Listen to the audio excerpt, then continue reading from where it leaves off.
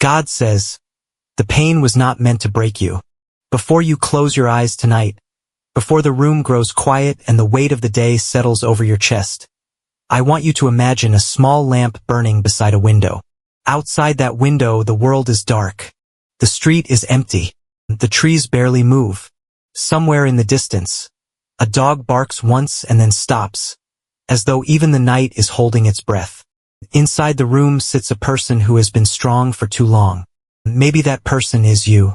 You sit at the edge of your bed, not because you do not want to sleep, but because sleep has become the place where all the thoughts you pushed away finally come back.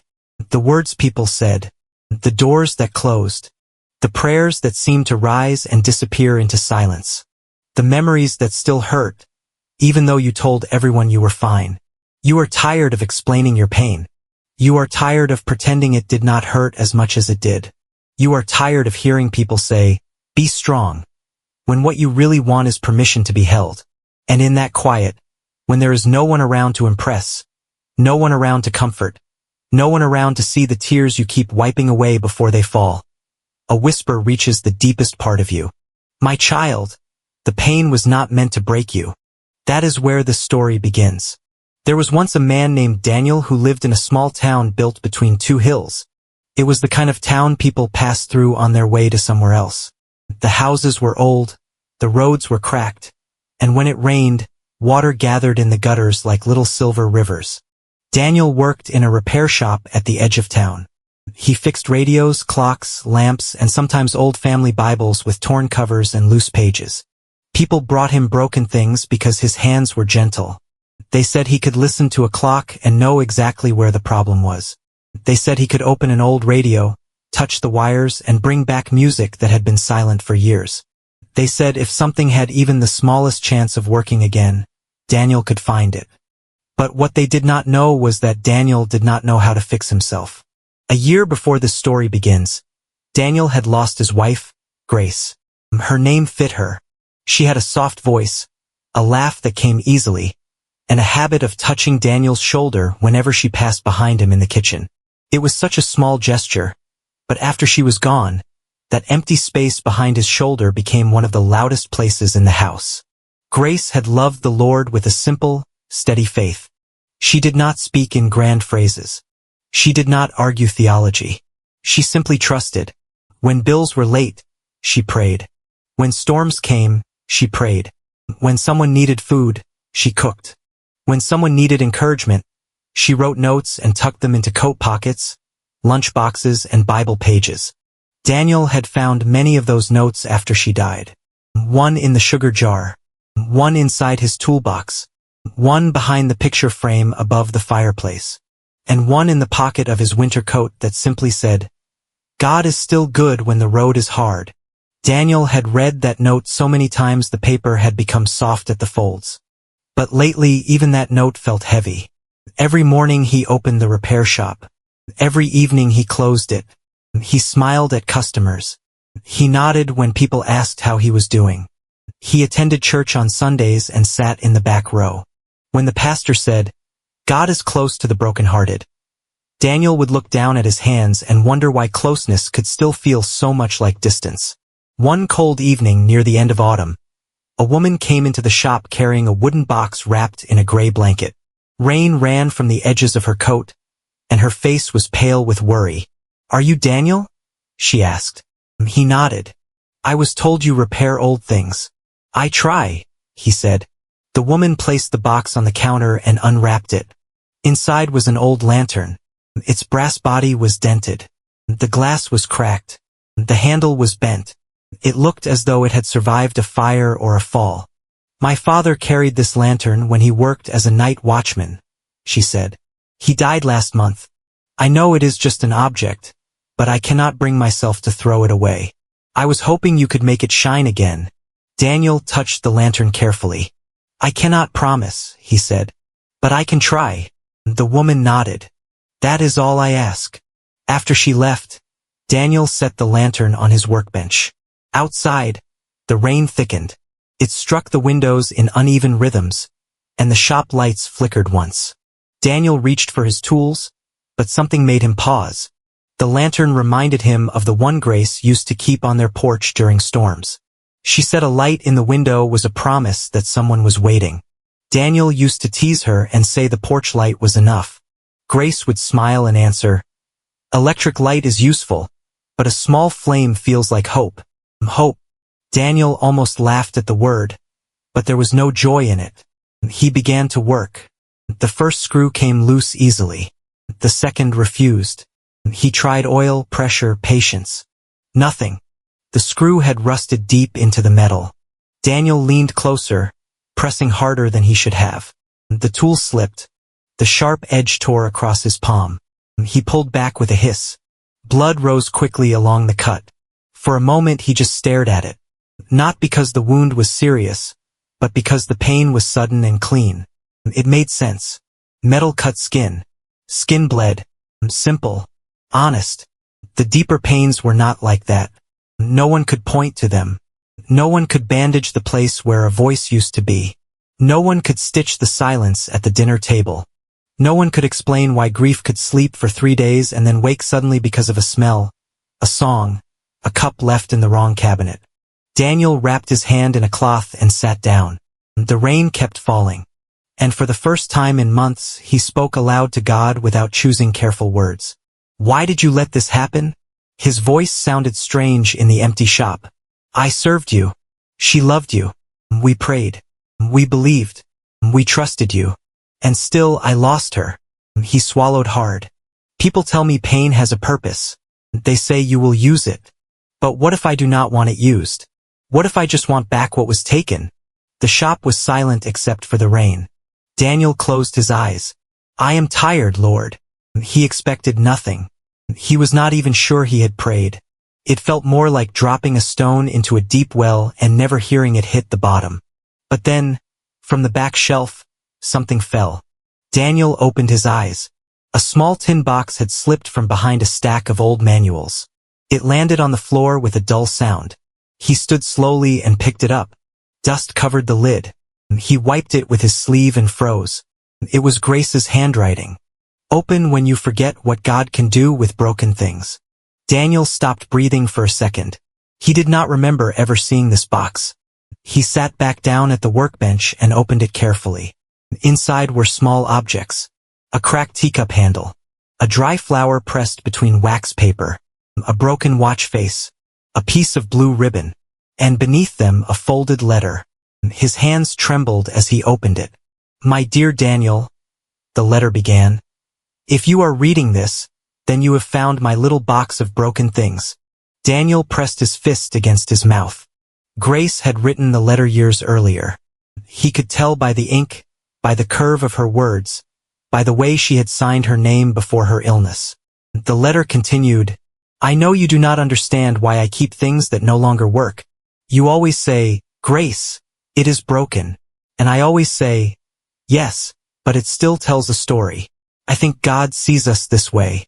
Not as useless because we are cracked, not as finished because we have fallen, but as beloved pieces still held in his hands. If you ever find this when your heart is hurting, remember this. Pain is not proof that God has left. Sometimes pain is the place where he sits closest, not rushing you, not scolding you, not asking you to pretend, but holding every broken piece until you can breathe again. The pain was not meant to break you, Daniel. It was meant to reveal where you need to be held." The words blurred. Daniel put the letter down and wept. Not the quiet tears he sometimes allowed himself in the shower, where water could hide them. Not the controlled tears he wiped away quickly in church. He wept like a man who had been carrying a house on his back and finally collapsed at the feet of someone strong enough to lift it. The rain continued outside, but inside the shop, something changed. Not everything. The grief did not vanish. Grace did not walk through the door. The house would still be empty when Daniel returned. Her chair would still be untouched. The pillow on her side of the bed would still be cold. But for the first time, Daniel did not feel alone inside the pain. He felt seen. And maybe that is what someone listening tonight needs to hear. God does not always remove the ache the moment we ask. Sometimes he enters it. Sometimes he sits beside us in the room we were sure no one could reach. Sometimes he does not explain the wound, but he places his hand over it and says, I am here. I know. I have not abandoned you. That night, Daniel stayed in the shop long after closing. He cleaned the cut on his palm, bandaged it properly, and returned to the lantern. He worked more slowly this time. He stopped trying to force the rusted screw and began loosening the metal around it. Little by little, the lantern opened. Inside, the wick was blackened. The oil chamber was dry. The glass, though cracked, could still fit if handled carefully.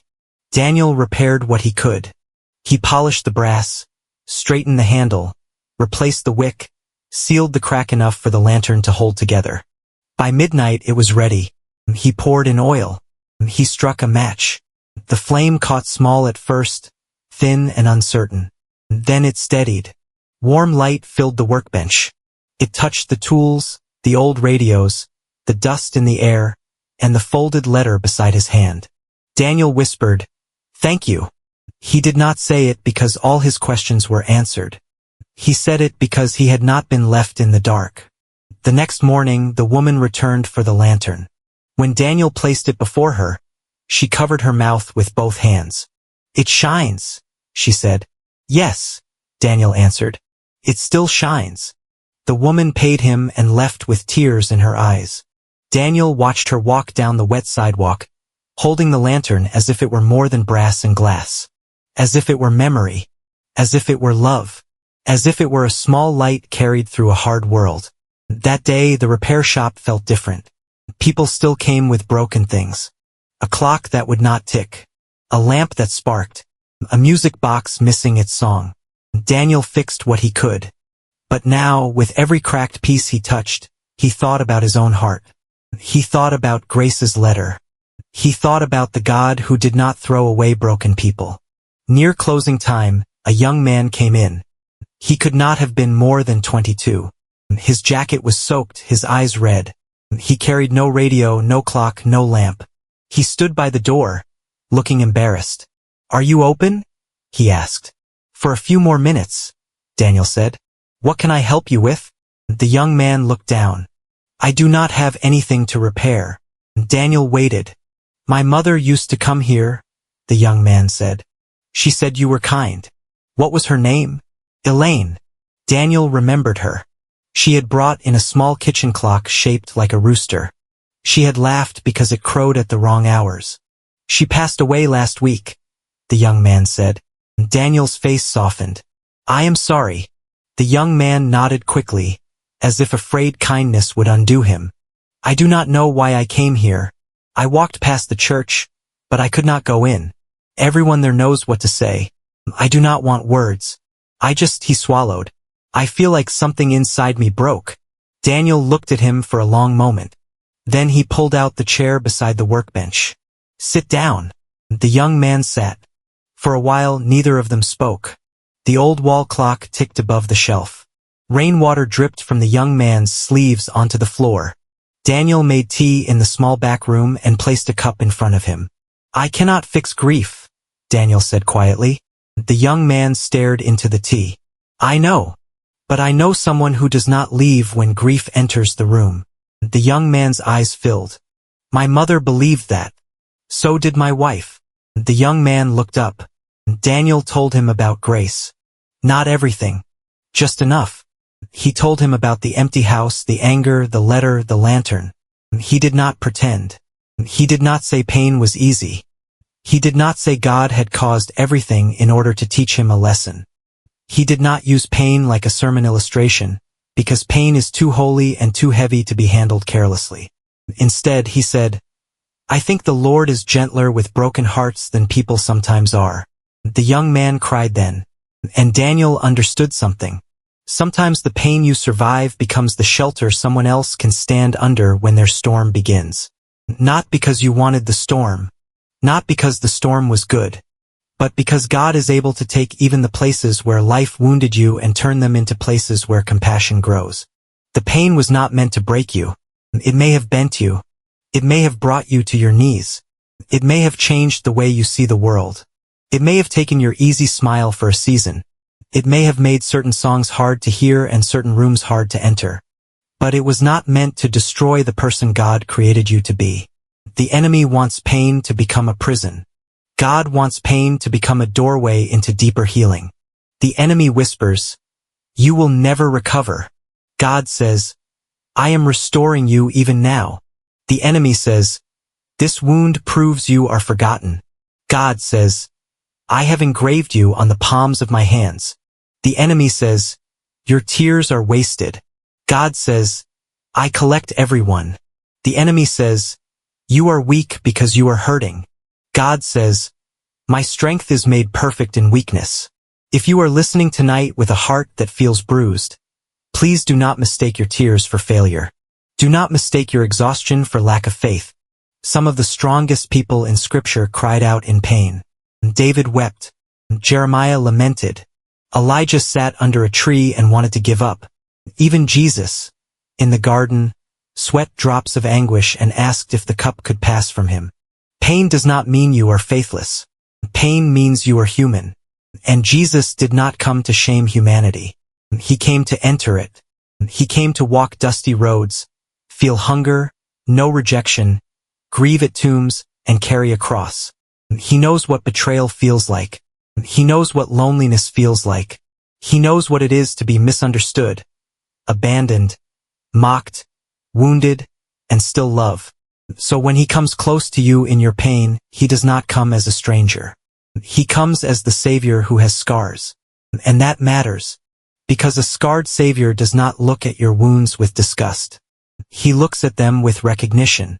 He says, "I know the language of suffering. I know the weight of sorrow. I know what it costs to keep loving when your heart has been pierced." Daniel learned this slowly. Healing did not come to him in one dramatic moment.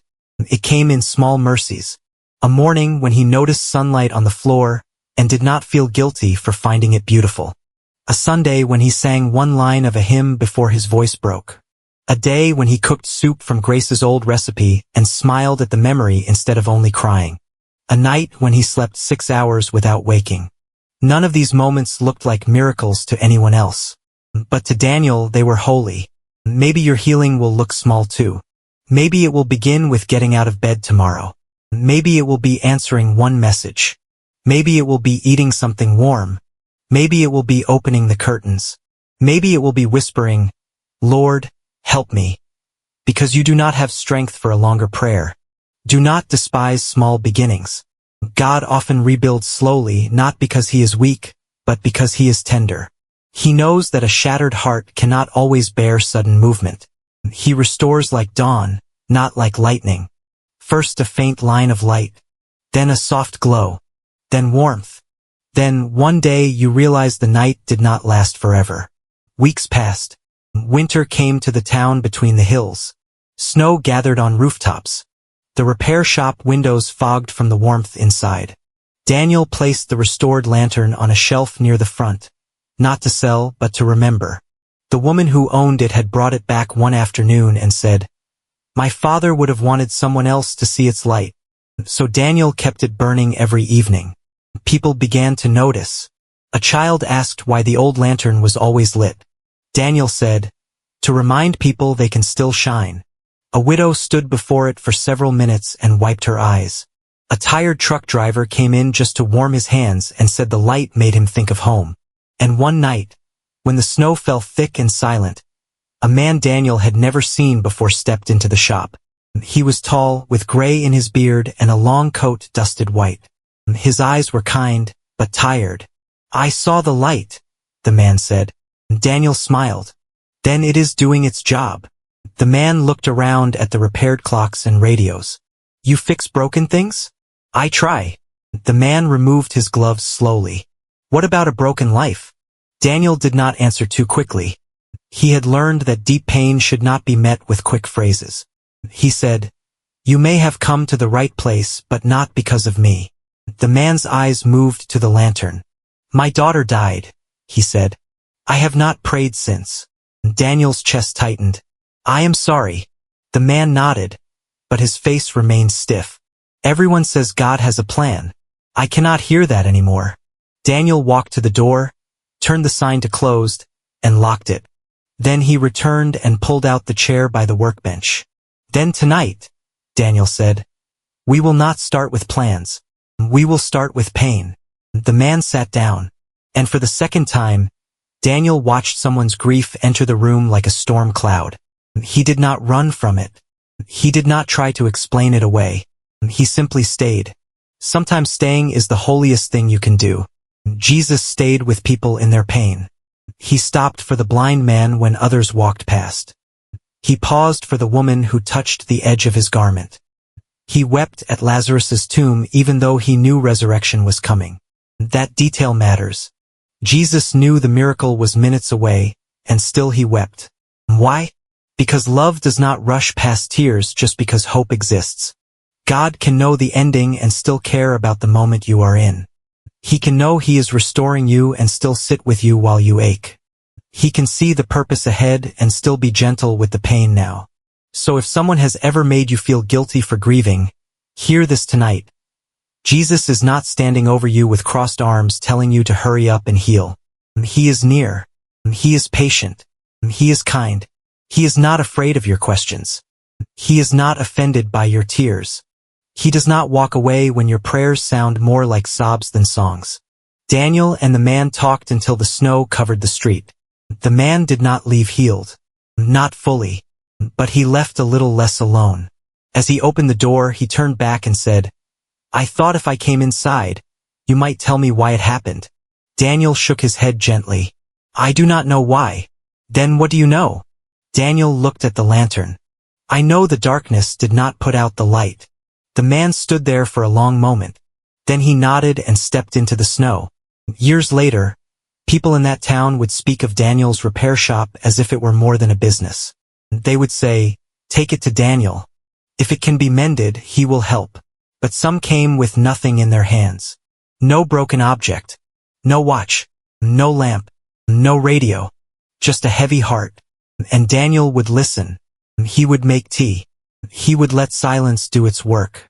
He would speak of Jesus not as an idea but as a living comfort. He would say, the Lord is close, even when he feels quiet. He would say, you are not being punished because you hurt. He would say, pain may have entered your story, but it does not get to write the ending. One evening, an old friend asked him, Daniel, do you ever wish none of it had happened? The loss, the grief, the lonely nights. Daniel looked out the window. The sky was purple with evening. The lantern burned beside the glass. Yes, he said, every day. His friend was surprised. Daniel continued, I do not call pain good. I do not bless the thing that broke my heart. But I have seen God meet me in the ruins. I have seen him gather pieces I thought were useless. I have seen him make my wounded heart more tender, not harder. And I have seen light come through cracks I wanted to hide. He touched the scar on his palm from the night he repaired the lantern. The pain was not meant to break me, he said, but God used it to open me. That is a different kind of miracle. Not the kind where nothing bad ever happens. The kind where bad things do not get the final word. The kind where a person can walk through fire and not become ash. The kind where grief becomes compassion, loss becomes tenderness, and scars become evidence that healing has begun. Maybe you are in a season right now where you cannot imagine being used by God again. Maybe you think you are too damaged, too tired, too disappointed, too far behind. Maybe you look at your life and see only what went wrong. The relationship that ended. The person who left. The opportunity that disappeared. The diagnosis. The betrayal. The financial stress. The quiet battle no one knows you are fighting. But God sees more than the break. He sees what he placed in you before the pain arrived. He sees the courage under your fear. He sees the compassion under your grief. He sees the wisdom being formed in the questions. He sees the testimony buried under the tears. He sees the future version of you who will one day hold someone else's hand and say, I know it hurts. I have been there. But Jesus did not leave me, and he will not leave you. You are not finished. This chapter is painful, but it is not the whole book. This night is heavy, but it is not the end of the story. This wound is real, but so is the healer. There is a moment in every long night when the darkness tries to convince you it has always been dark and will always be dark. But that is a lie. Morning may feel far away, but it is already on its way. You may not see it yet. You may not feel it yet. But God is working in places you cannot reach, arranging mercy you have not met, preparing strength you do not know you will have. Tonight, Jesus is not asking you to understand everything. He is inviting you to rest. Rest from blaming yourself. Rest from replaying what you cannot change. Rest from carrying tomorrow before it comes. Rest from trying to prove you are okay. Rest from believing that your pain makes you unlovable. Bring him the broken pieces, not the polished version, not the brave face, not the words you think a good believer should say.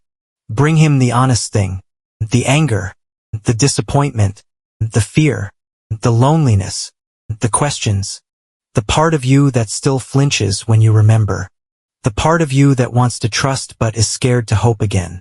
He can hold all of it. He is not fragile. Your pain will not overwhelm him. Your tears will not embarrass him. Your questions will not drive him away. The same Jesus who touched lepers, welcomed sinners, restored the ashamed, and called the weary to come to him is near to you now. Not far above your ceiling. Not distant beyond the stars. Near. Closer than your next breath. Gentle enough to sit beside your bed. Strong enough to carry what you cannot. And if you listen with your heart, perhaps you will hear him say, "My child, I saw what happened. I saw the words that wounded you. I saw the nights you cried quietly. I saw the strength it took to keep going. I saw the moment your heart cracked, and I did not turn away. The pain was not meant to break you. It will not have the final word. I am with you in this. I am healing what others cannot see. I am restoring what you thought was gone forever. Trust me with the pieces. I still know how to make light." Daniel kept Grace's letter for the rest of his life. Whenever he felt the old ache rise, he would open the tin box and read the line again. The pain was not meant to break you. It was meant to reveal where you need to be held. And every evening, before locking the shop, he would light the lantern. People walking by saw it through the window. Some barely noticed. Some paused. Some came inside. But to Daniel, that flame became a quiet prayer. Lord, let this light remind someone they are not alone. Lord, let the broken remember they are still beloved. Lord, let the wounded know they can still shine. And maybe tonight this story is a lantern for you. Maybe these words found you at the end of a hard day, in a season where you feel tired in places sleep cannot reach. Maybe you clicked because the title sounded like something your heart needed, even if you did not know why. Then hear this clearly. You are not forgotten. You are not abandoned. You are not weak because you are hurting. You are not beyond repair. God has not looked at your brokenness and changed his mind about loving you. The pain was not meant to break you. It was not meant to erase your purpose. It was not meant to steal your future. It was not meant to convince you that joy will never return. It was not meant to make you hard forever. In the hands of Jesus, even pain must bow. Even grief must serve healing. Even scars can become places where his light shines through. So tonight, breathe slowly. Unclench your hands. Let your shoulders fall. You do not have to solve your whole life before you sleep. You do not have to be fearless. You do not have to know how the story turns. You only have to let the shepherd stay near. Whisper his name if that is all you can do. Jesus. There is power in that name, even when spoken through tears. Jesus, stay with me tonight. Jesus, hold what I cannot hold. Jesus, heal what I cannot reach. Jesus, remind me that I am yours. And as the room grows quiet, imagine that small lantern burning in the window. Imagine its flame steady against the dark. Imagine the Lord placing his hand gently over the wounded places of your heart and saying, "Rest now, my child. I am not finished with you. The morning is coming. And when you wake, I will still be here." The pain was not meant to break you. God is still holding you. And his light is still shining.